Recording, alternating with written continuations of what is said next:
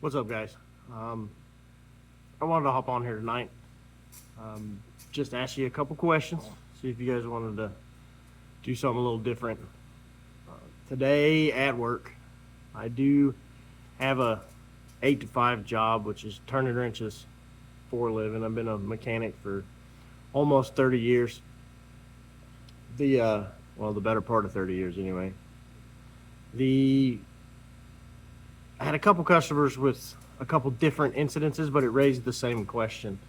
And I'm going to ask you guys here in a second, but um, trying to word it without sounding bitter because it's more of a curiosity. Um, I work at a shop down here in Gulf Shores Service Center. Um, Busy shop. We crank. We do pretty good.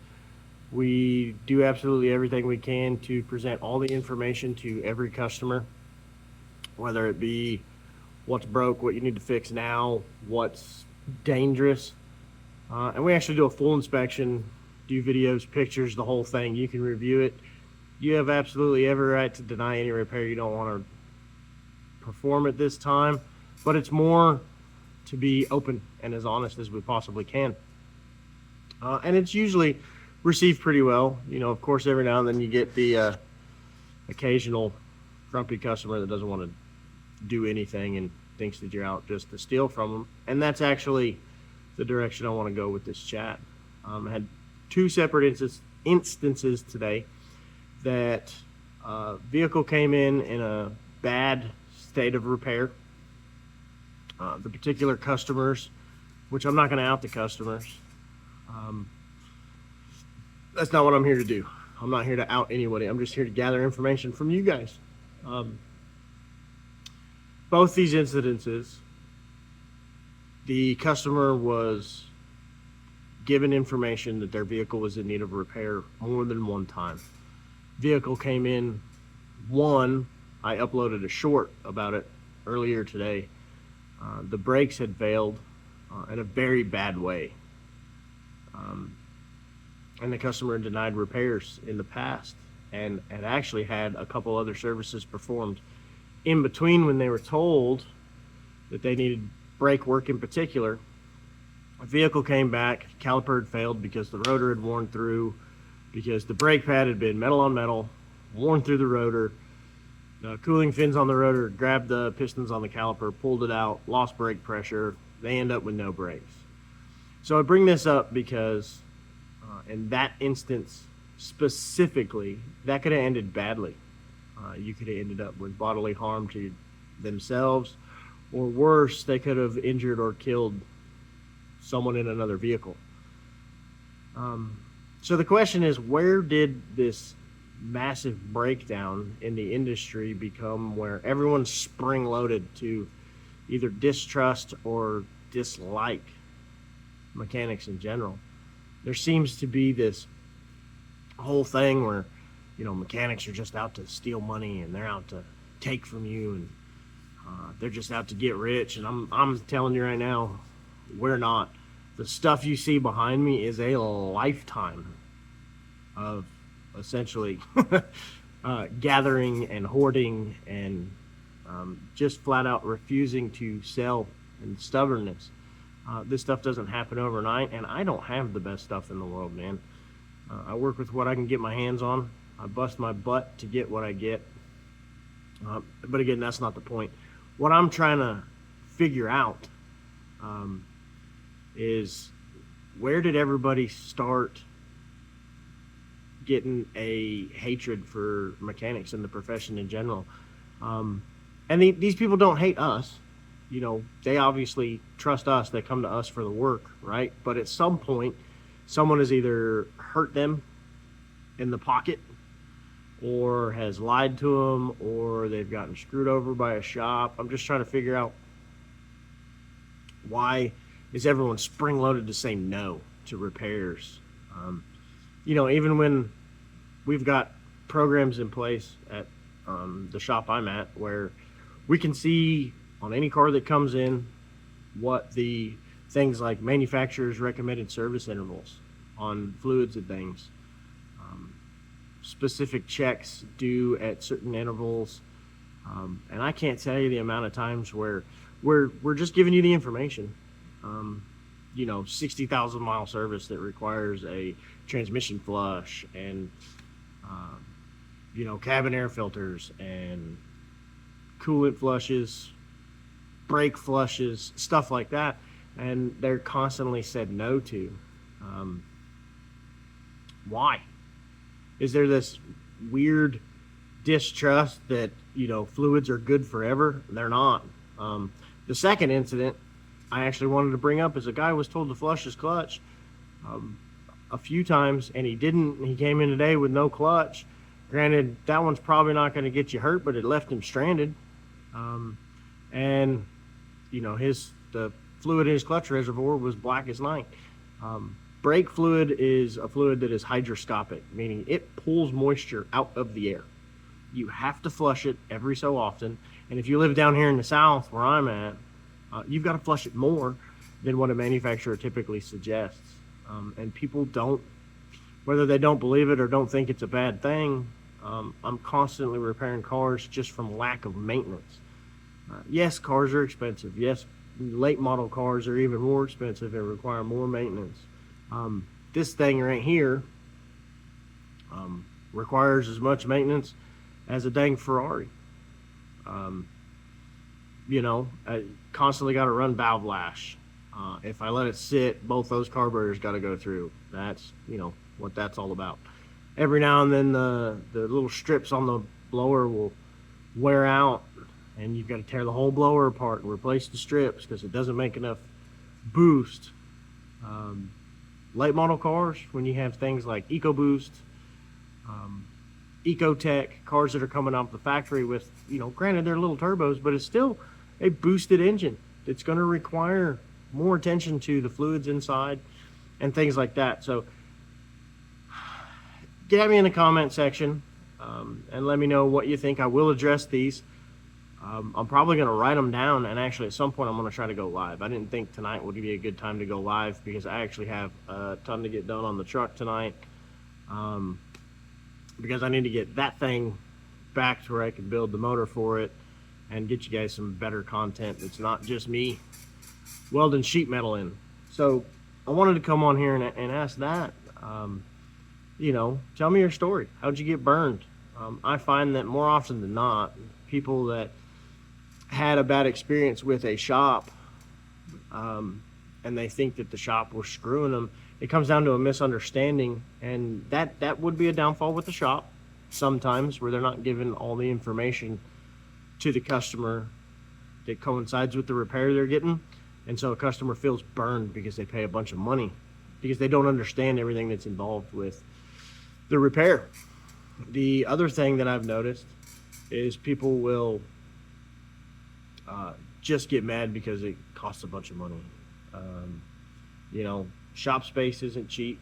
I owned a shop and I ran it as inexpensive as possible, and even then it was expensive just to keep in business.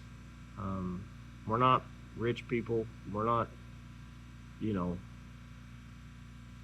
not find a mechanic on a Forbes list anywhere. So most of us do it because we just enjoy being around cars. Now, again, my regular day job, Monday through Friday, 8 to 5, is late model vehicles. The shop doesn't accept anything older than 96. The fact of the matter is, I'm the oldest technician in that building. I've got guys that were born after the year 2000 that I work with. That the technicians in this industry are getting younger and younger, and they're coming up with a different standard that they're used to working on. So OBDO and OBD1 stuff, it's getting harder and harder to find shops that will work on it. I still play with carburetors, big blocks, small blocks, Gen 1 Chevys, Fords, everything from Windsor to modified. I don't care personally. I love cars. My passion is the hot rods and the muscle cars, but I don't do that to make my income. My income is late model, everyday drivers, general repair, a lot of maintenance items, but I see a lot of weird breakages that I feel like could be prevented. So there's this weird stigma in the industry, and I don't know if it's because as I get older and become more versed in the profession, if I'm just paying attention to it more, or if it's a new phenomenon. So let me know. My audience, YouTube lets me know how old a bunch of you are, not specifically anyone's age, but my demographic. So my demographic is from around 30 to 60 years old, almost exclusively male, and mostly from the US. I do have some people in Japan and Canada specifically, which I appreciate you all. So I'll take input from anywhere.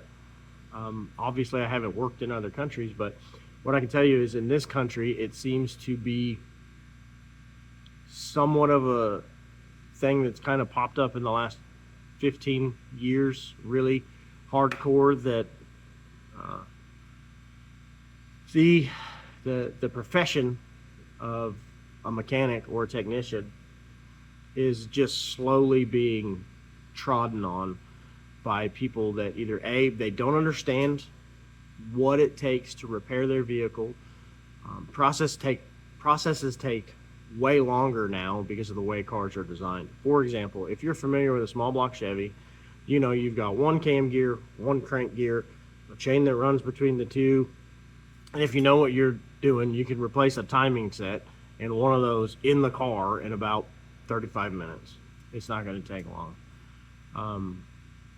I had a job last week where a guy he was doing all his oil changes on time. I had service records, but he was using the wrong oil. So at 72,000 miles, he had a pretty bad failure. We were able to save the engine by doing a timing set, but it was a 2017 GMC. To get the timing set off, the oil pump is crank mounted now. To get that off, the pickup tube is part of the oil pan in this particular LT series engine, and you have to drop the oil pan not only for the pickup tube, but because the oil pan itself shrouds enough of the oil pan that you can't, or the oil pump, sorry, that you can't slide it off like you can on some of the LS engines. So that job goes from 30 minutes on one of these to about 12, 13 hours. So it is costing more to do the repairs. I understand that. And it's a tough pill to swallow for a lot of people.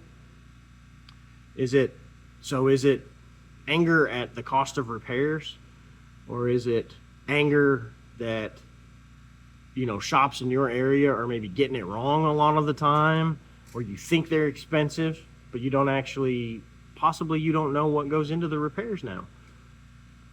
I'm just curious. What do you guys think? Drop me a comment. You can ask me a question in this video on the comments. I would love to answer them. And I'd like to do a Q&A and do one of these live where I can talk to you guys in real time. But for now, drop me a question. I'd like to answer it in another video, and maybe we can go back and forth with a couple of these and then work up to a live. I don't know. I'm just kind of playing it by ear. It's just something that hit me today through the course of the day. I had two pretty preventable repairs that they cost the person more than just doing the maintenance. So I'm curious, what's causing this? Is it the cost of the maintenance is stopping people from doing the maintenance? Is it that people aren't believing that maintenance is needed? I just gave you 3 examples in the last 2 weeks that I've run into that were extremely preventable. The guy with the timing set failure on his GMC, the problem was no one educated him on the type of oil that needed to go into his truck, so he was going to Walmart. Walmart doesn't carry that specific type of oil, and it degraded some internal components, mainly the I call them biscuits, but they're guides on the timing chain. So hop in the comments, drop me a comment. If you're new to the channel, subscribe, leave me a comment so you can see the live when we do it. And I'd like to answer your questions. I want to hear you guys' opinion. Let's talk about it. Let's get this stuff out there and let's figure it out. And if nothing else, maybe you can learn something, I can learn something. Let's help each other out. But for now, I got to get back over here and get to work. Y'all stay busy.